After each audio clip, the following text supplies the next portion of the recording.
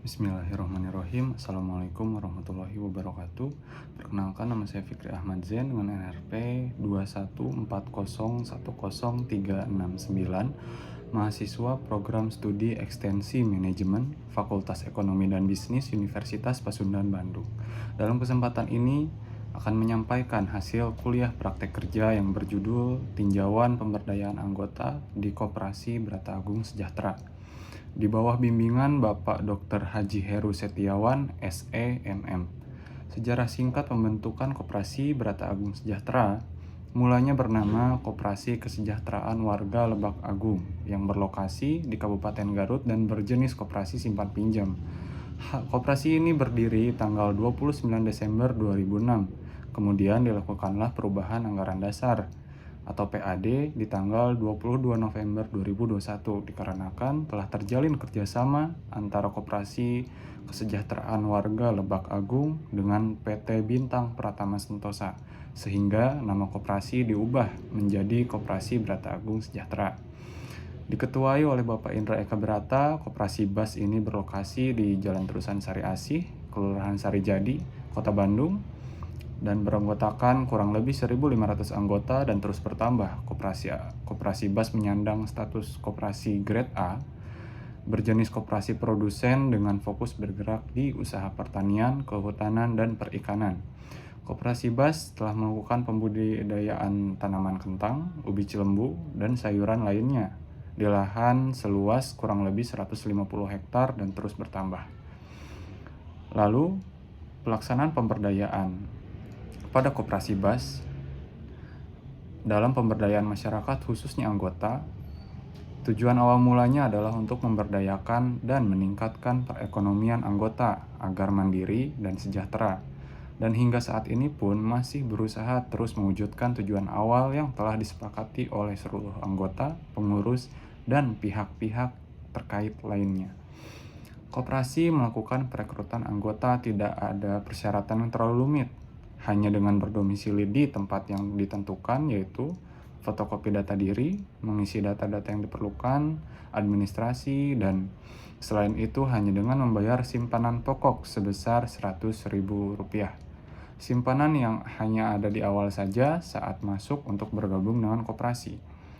Lalu ada simpanan wajib yang jumlahnya Rp20.000 pada setiap awal bulan di tanggal 10 paling lambat dan sifatnya wajib.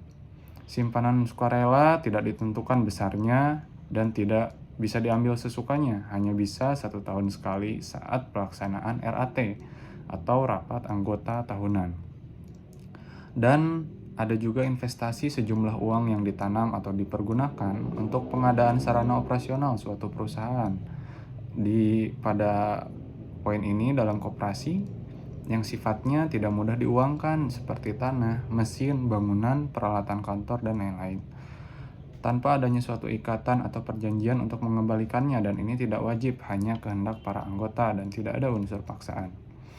Tujuan pemberdayaan masyarakat koperasi, khususnya anggota koperasi ini adalah untuk memperkuat kekuasaan masyarakat atau anggota, khususnya pada kelompok yang lemah yang memiliki ketidakberdayaan, baik yang dikarenakan oleh kondisi internal maupun karena kondisi eksternal. Tujuan lain pemberdayaan masyarakat atau anggota adalah untuk menumbuhkan kemandirian masyarakat.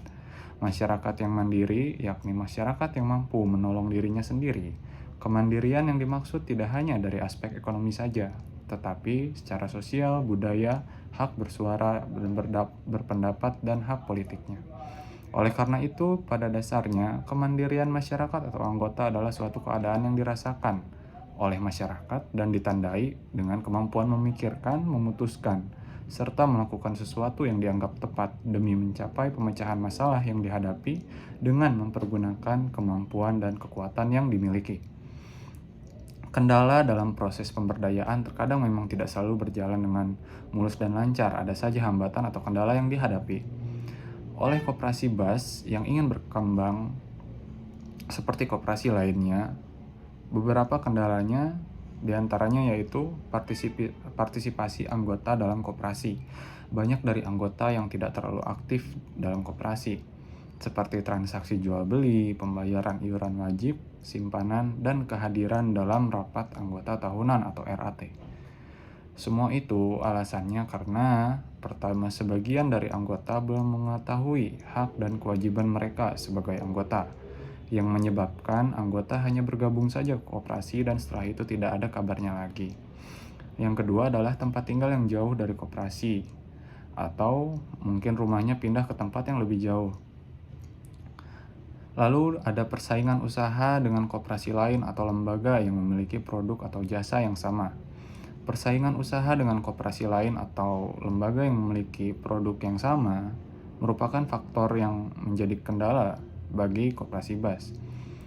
Kantor ranting USP, Usaha Simpan Pinjam Koperasi BAS, yang berada di Kabupaten Garut mempunyai lokasi kantor yang berdekatan dengan perbatasan Kota Garut. Dari lokasi ini jelas diketahui bahwa di sekitar lokasi kantor atau koperasi terjadi persaingan yang cukup tinggi di antara lembaga-lembaga keuangan yang ada dalam bersaing mendapatkan nasabah atau anggota baru. Sedangkan bagi unit pertanian, pesaing muncul di tahun 2021 di mana telah berdiri kelompok tani yang dibawahi oleh PT Indofood. Hal ini menyebabkan petani lebih memilih menjual hasil taninya kepada pesaing daripada kepada koperasi. Lalu ada kualitas sumber daya yang terbatas. Koperasi sulit berkembang disebabkan oleh banyak faktor, yaitu bisa disebabkan oleh sumber daya manusia yang kurang, atau SDM yang dimaksud adalah pengurus koperasi. Seperti yang sering kita jumpai, pengurus koperasi biasanya merupakan tokoh masyarakat, sehingga dapat dikatakan rangkap jabatan. Kondisi seperti inilah yang menyebabkan ketidakfokusan terhadap pengelolaan koperasi itu sendiri. Lalu ada perhatian pemerintah. Pemerintah harus bisa mengawasi jalannya kegiatan koperasi, sehingga bila koperasi mengalami kesulitan, koperasi bisa mendapat bantuan dari pemerintah. Misalnya saja membantu penyaluran dana untuk koperasi, akan tetapi juga jangan terlalu mencampuri kehidupan koperasi, terutama hal-hal bersifat menghambat pertumbuhan koperasi. Pemerintah hendaknya membuat kebijakan-kebijakan yang dapat membantu perkembangan koperasi. Lalu poin selanjutnya ada kurangnya fasilitas yang dapat menarik perhatian masyarakat, khususnya anggota. Kurangnya fasilitas pun menjadi sesuatu yang vital dalam perdagangan, karena kelengkapan menjadi nilai tambah bagi usaha yang sedang berjalan demi keberlangsungan usahanya. Koperasi BAS mengalami itu karena modal yang kurang mendukung membuat koperasi BAS menjadi bingung untuk memenuhi kebutuhan tokonya atau koperasinya. Kesimpulannya adalah, selama bekerja dalam kurun waktu 1 bulan di koperasi BAS, saya mengambil kesimpulan sebagai berikut. Yang pertama adalah pemberdayaan yang dilakukan oleh koperasi BAS adalah pemberdayaan berbasis pembiayaan dan pelatihan bagi anggota. Pemberian modal dilakukan dengan memperhatikan keadaan masing-masing usaha anggota. Pelatihan dilakukan dengan memberikan pendidikan berupa seminar dan sosialisasi kepada anggota, baik dari pihak koperasi BAS maupun dari pihak Dinas Koperasi dan Usaha Kecil Provinsi Jawa Barat. Kedua, koperasi BAS selalu berusaha meningkatkan kualitas SDM, baik melalui perencanaan, oleh pengurus maupun oleh pembina, dalam hal ini Dinas Koperasi dan Usaha Kecil Menengah Provinsi Jawa Barat. Karena Diskup Jabar juga memiliki kepentingan untuk meningkatkan SDM yang ada di koperasi-koperasi wilayah Jawa Barat, termasuk koperasi BAS. Ketiga, faktor-faktor kendala dalam pemberdayaan anggota koperasi BAS ada 2, yaitu faktor penghambat pertama, kurangnya partisipasi anggota dalam program-program yang dijalankan oleh koperasi, dan peran serta anggota dalam RAT atau rapat anggota tahunan. Faktor penghambat kedua yaitu sebagian dari anggota belum mengetahui hak dan kewajiban mereka sebagai anggota, yang menyebabkan anggota hanya bergabung saja ke koperasi dan setelah itu tidak ada kabarnya lagi atau tidak aktif. Saran yang pertama, diharapkan pengurus bisa memberikan tambahan pelatihan kepada anggota, khususnya dalam bidang usaha yang dijalankan oleh setiap anggotanya, untuk memvariasikan hasil usahanya, menambah produksinya, dan melatih anggota agar menjadi ahli di bidang usahanya masing-masing untuk meningkatkan taraf hidupnya. Kedua, Perlu dilakukan pengarahan tentang koperasi kepada generasi muda melalui pendidikan agar mereka dapat berpartisipasi dalam koperasi. Partisipasi merupakan faktor yang penting dalam mendukung perkembangan koperasi. Partisipasi akan meningkatkan rasa tanggung jawab sehingga dapat bekerja secara efisien dan efektif. Ketiga, dikarenakan kurangnya peran serta anggota sebagai akibat kurangnya pemahaman jati diri koperasi harus segera dibenahi dengan pemberdayaan koperasi melalui program pembinaan anggota melalui berbagai upaya yang dapat dilakukan.